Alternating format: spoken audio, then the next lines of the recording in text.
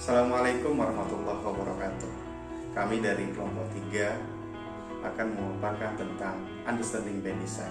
Tapi sebelum itu perlu diketahui bahwa pendekatan pembelajaran adalah titik tolak atau sudut pandang kita terhadap proses pembelajaran yang menunjukkan pada pandangan tentang terjadinya suatu proses yang sifatnya masih sangat umum. Di dalamnya mewadahi, menginspirasi, dan melatari metode pembelajaran dengan cakupan teoritis. Understanding by Design atau UBD adalah sebuah pendekatan pembelajaran yang menekankan pada tujuan pembelajaran itu sendiri. Understanding by Design diterapkan sebagai alternatif atau solusi untuk memperbaiki kualitas pembelajaran dengan cara mensinkronkan tujuan, langkah, dan evaluasi pembelajaran. Konsep Understanding by Design adalah backward design, di mana kita sebagai guru pertama yang kita lakukan adalah menentukan hasil yang diharapkan pada proses pembelajaran tersebut. Hasil tersebut bisa ditentukan sebelum mulai pembelajaran. Di sini saya akan menjelaskan materi tentang backward design. Backward design memiliki 3 tahapan. Tahap pertama yakni tahapan menentukan tujuan pembelajaran, di mana tujuan ini mengenai apa yang harus dipahami siswa, apa yang harus dilakukan siswa, dan apa yang akan dicapai siswa dalam proses pembelajarannya. Kemudian tahap kedua yaitu menyertakan bukti-bukti ketercapaian dari tujuan pembelajaran yang telah dibuat. Bukti-bukti ini didapatkan ketika seorang guru menyusun asesmen. Asesmen ini disusun untuk mengukur sejauh mana tujuan pembelajaran telah tercapai.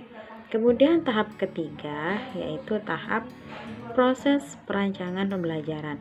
Proses perancangan pembelajaran ini dibuat berdasarkan tujuan pembelajaran yang telah dibuat dan asesmen yang telah direncanakan. Mari kita lihat kembali ketiga tahap dari desain mundur ini dan mempelajari bagaimana dapat membantu para guru menggunakan pendekatan ini. Yang pertama, mengidentifikasi hasil yang diharapkan atau tujuan yang diharapkan. Ketika kita memulai perencanaan, identifikasilah 1 atau 2 tujuan atau hasil pembelajaran yang akan dapat diketahui oleh siswa sebagai hasil dari kegiatan pembelajaran yang akan kita rancang.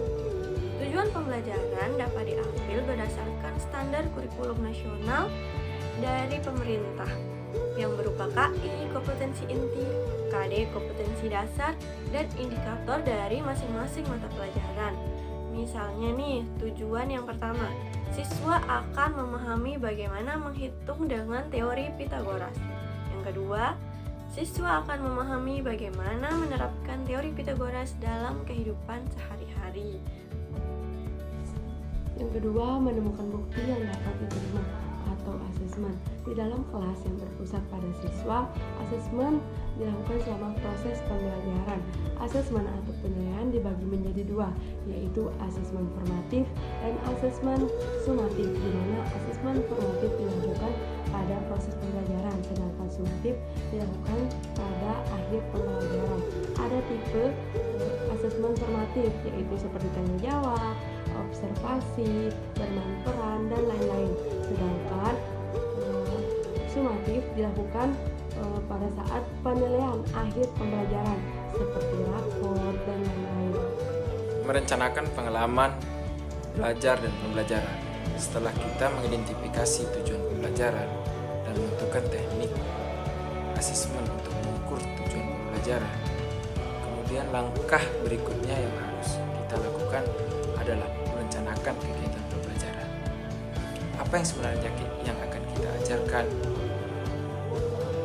Seberapa banyak yang harus ditemukan oleh siswa? Kegiatan-kegiatan apakah yang akan dilakukan oleh siswa untuk membantu siswa mencapai tujuan pembelajaran dengan cara yang terbaik? Materi dan sumber belajar apakah yang dibutuhkan oleh siswa? Sebelum kita melakukan pembelajaran, itu semua harus kita rencanakan terlebih dahulu. Contoh, siswa belajar secara induktif mengenai teori Pitagoras. Contoh kedua, dalam kelompok kecil, siswa saling mengecek pemahaman.